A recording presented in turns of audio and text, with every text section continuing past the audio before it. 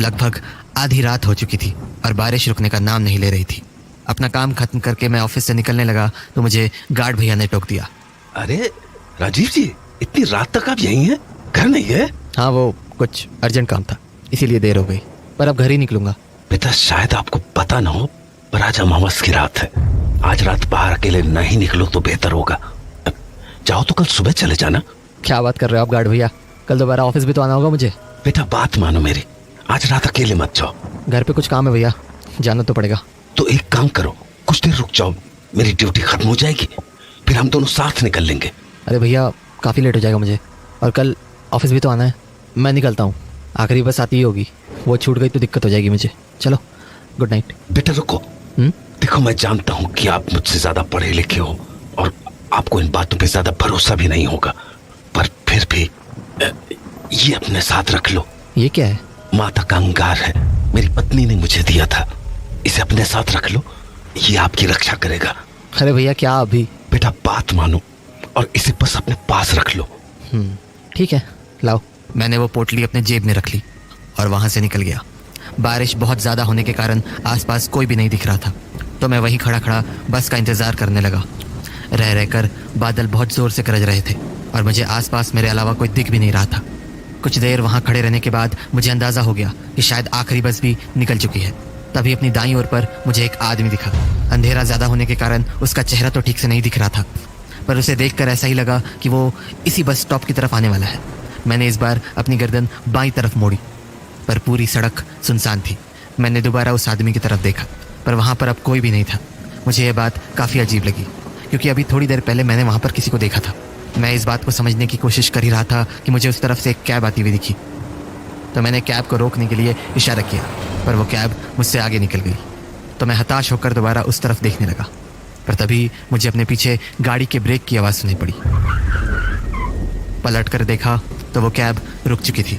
मुझे लगा चलो अच्छा है, कुछ तो मिला। मैंने एक बार फिर पीछे की ओर देखा कि कहीं वो आदमी वहीं तो नहीं है जो मुझे कुछ देर पहले दिखा था, पर वहाँ कोई नहीं था। तो मैं कैब में जाकर बैठ गया और ड्राइवर को अपना एड्रेस बता दिया। SBI कॉलोनी भैया। कैब चल दी। गाड़ी थोड़ी ही दूर आगे बढ़ी थी कि मैंने ड्राइवर को पूछा, अरे भैया ये आते हुए कोई आदमी दिखा था क्या? उसने मेरी बात का कोई जवाब नहीं दिया। तो मैंने दोबारा पूछा, भैया? नहीं देखा। अच्छा, अजीब है, कुछ देर पहले मैंने किसी को देखा तो था, पता नहीं कहाँ गायब हो गया। वो ड्राइवर कुछ देर गाड़ी चलाता रहा और फिर बोला, आज अमावस की रात है। हाँ, क्या मतलब? अमावस की रात को अक्सर ऐसे भटकते हुए साए दिख जाते हैं। हाँ, ये क्या बातें कर रहे हो? ये बकवास की चीजें मैं नहीं मानता हूँ, ठीक है? उल्टे पुल्टे लॉजिक्स मत दो मुझे। कहते हैं ऐसे साए हर अमावस की रात को अपना शिकार ढूंढते हैं। हेलो, क्यों बता रहे हो मुझे ये सब? कहना नहीं जानना है मुझे कुछ। और अगर किसी इंसान की नजर इन सायों पर पड़ जाती है, यार स्टॉप इट, समझ नहीं आ रहा है क्या तुम्हें? तो उसकी मौत तय हो जाती है। अरे तुम पागल वागल हो क्या?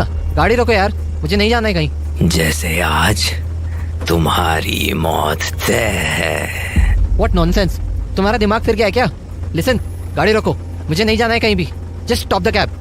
पर मेरी बातों का मानो उस पर कोई असर ही नहीं हुआ। उसने गाड़ी नहीं रोकी। तो मैंने उससे दोबारा कहा, मेरी बात समझ नहीं आ रही है क्या? गाड़ी रोको चुपचाप। अपनी बाईं तरफ देखो, सब समझ आ जाएगा। अरे व्हाट बाईं ओर? क्या है बाईं ओर? सड़क पर देखो। उसके बोलने पर जब मैंने अपनी गर्दन सड़क की ओर मोड़ी तो मुझे वहाँ एक आदमी खड़ा दिखा। कपड़ों से वो भी कोई कैब ड्राइवर ही लग रहा था और अंधेरे के कारण उसका चेहरा ठीक से दिख भी नहीं रहा था। मुझे समझ नहीं आया कि आखिर ड्राइवर ने मुझे बाईं ओर देखने को क्यों बोला। तो मैंने गर्दन वापस सीधी की और ड्राइवर की ओर देखा, पर सामने का नज़ारा देख के मेरे होश उड़ गए। वो ड्राइवर अपनी सीट से गायब हो चुका था और गाड़ी अपने आप चली जा रही थी। मुझे समझ नहीं आ रहा था कि आखिर हो क्या रहा है। तभी गाड़ी में जोर का ब्रेक लगा और मेरा सर सीट पर जा भिड़ा।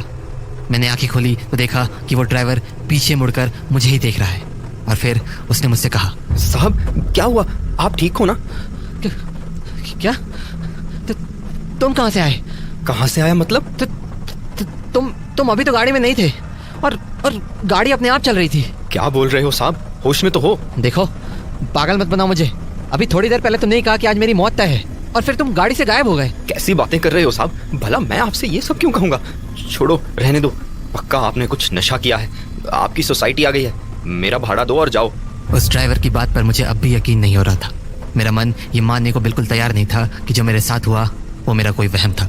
पर मैंने बात ज़्यादा नहीं बढ़ाई और कैब से बाहर निकल गया। अगली सुबह डाइनिंग टेबल पर बैठे हुए मुझे अपनी जेब से वो माता के अंगार वाली पोटली मिली, पर अब उस पोटली का रंग काला हो चुका था। मुझे ये बात काफ़ी अजीब लगी क्योंकि कल रात तो उसका रंग लाल था। तभी मुझे मेरे एक ऑफिस कलीग का फ़ोन आया। हेलो, कहाँ पर है? घर पर हूँ, ऑफिस के लिए निकलने वाला हूँ। क्यों? हाँ तो ऑफिस आते हुए पुरानी फैक्ट्री वाला रास्ता लेकर शमशान आ जाना। शमशान? क्यों? अरे वो गार्ड भैया थे ना, हाँ। कल रात एक एक्सीडेंट में उनकी डेथ हो गई। व्हाट? हाँ शायद किसी कैब ने टक्कर मार दी। एनीवे, तू जल्दी से आ जा। अपने कलीग की बात सुनकर मेरे होश उड़ गए। मुझे विश्वास नहीं हो रहा था कि ऐसा कैसे हो सकता है। तभी मेरी नज़र वापस से उस पोटली पर गई जो गार्ड भैया ने मुझे दी थी और मेरे आंखों के सामने सब कुछ साफ हो गया।